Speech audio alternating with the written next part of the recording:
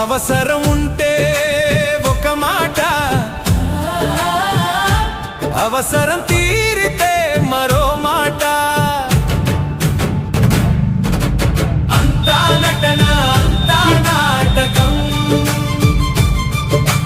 అంతా మాయ, అంతా బూటకం.